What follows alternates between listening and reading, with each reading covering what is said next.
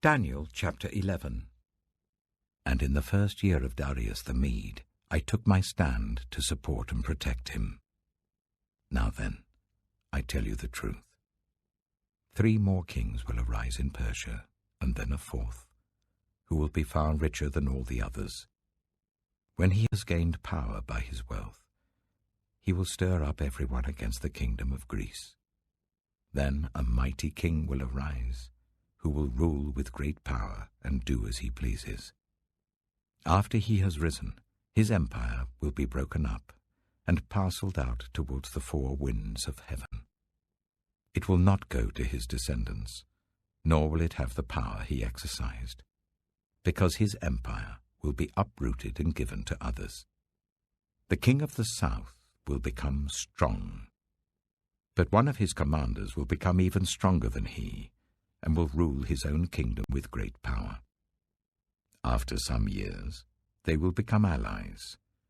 The daughter of the king of the south will go to the king of the north to make an alliance, but she will not retain her power, and he and his power will not last.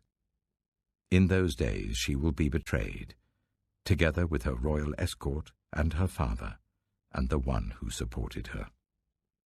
Someone from within her family will arise to take her place. He will attack the forces of the king of the north and enter his fortress. He will fight against them and be victorious. He will also seize their gods, their metal images, and their valuable articles of silver and gold, and carry them off to Egypt. For some years he will leave the king of the north alone. Then the king of the north will invade the realm of the king of the south, but will retreat to his own country. His sons will prepare for war and assemble a great army, which will sweep on like an irresistible flood and carry the battle as far as his fortress. Then the king of the south will march out in a rage and fight against the king of the north, who will raise a large army, but it will be defeated. When the army is carried off, the king of the south will be filled with pride and will slaughter many thousands. Yet he will not remain triumphant.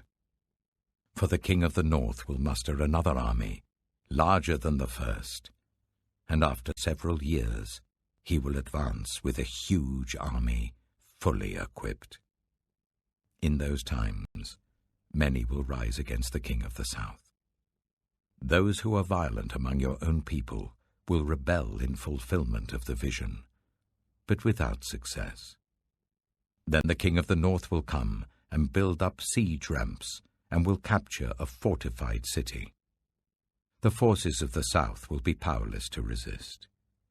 Even their best troops will not have the strength to stand. The invader will do as he pleases. No one will be able to stand against him.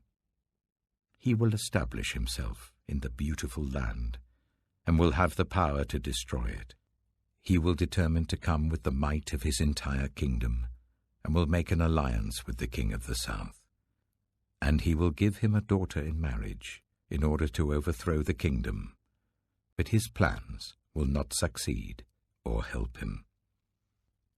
Then he will turn his attention to the coastlands, and will take many of them, but a commander will put an end to his insolence, and will turn his insolence back on him.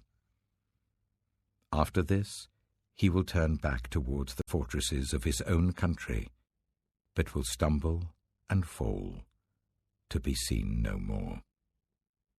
His successor will send out a tax collector to maintain the royal splendor.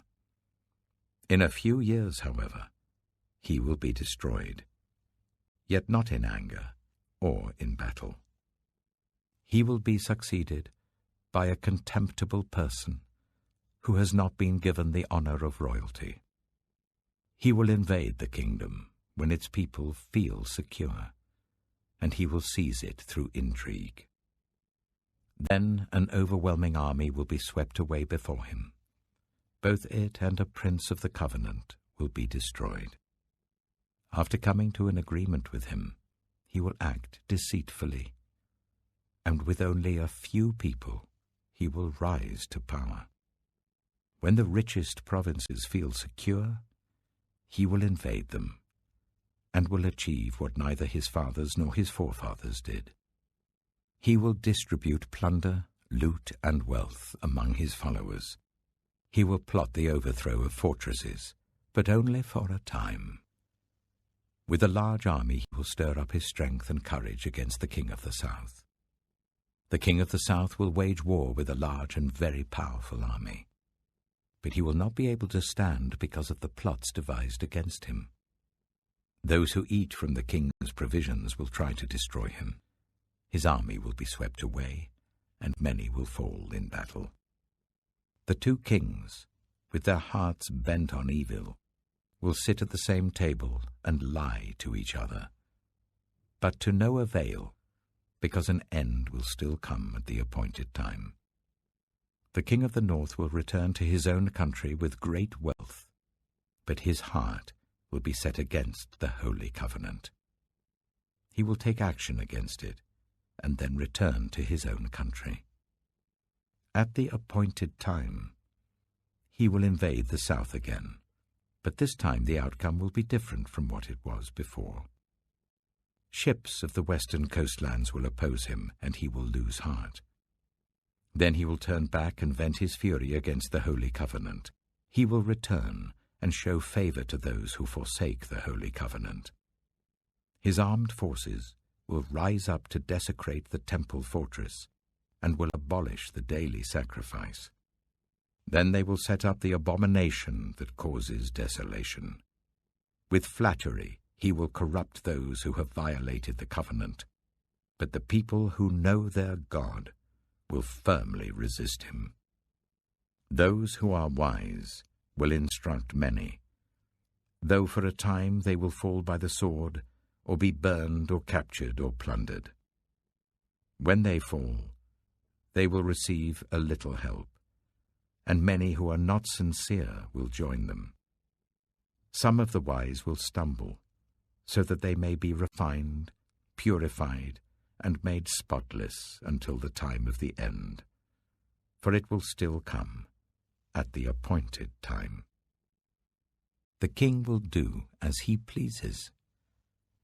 He will exalt and magnify himself above every god, and will say unheard of things against the God of gods. He will be successful until the time of wrath is completed, for what has been determined must take place. He will show no regard for the gods of his ancestors, or for the one desired by women, nor will he regard any god, but will exalt himself above them all. Instead of them, he will honor a god of fortresses, a god unknown to his ancestors. He will honor with gold and silver, with precious stones and costly gifts. He will attack the mightiest fortresses with the help of a foreign god, and will greatly honor those who acknowledge him.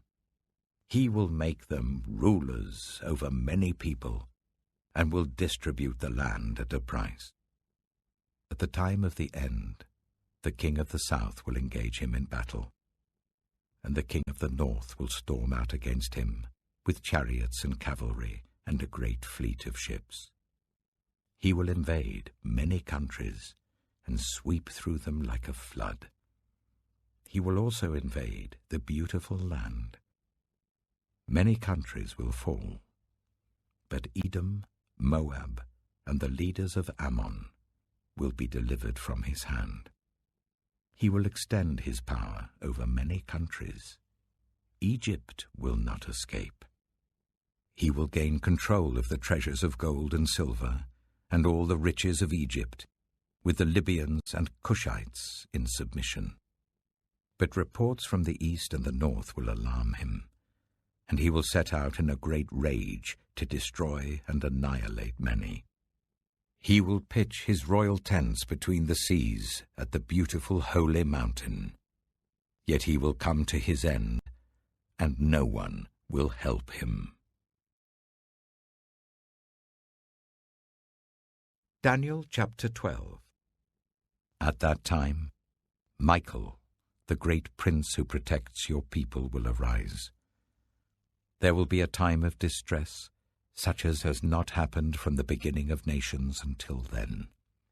But at that time your people, everyone whose name is found written in the book, will be delivered.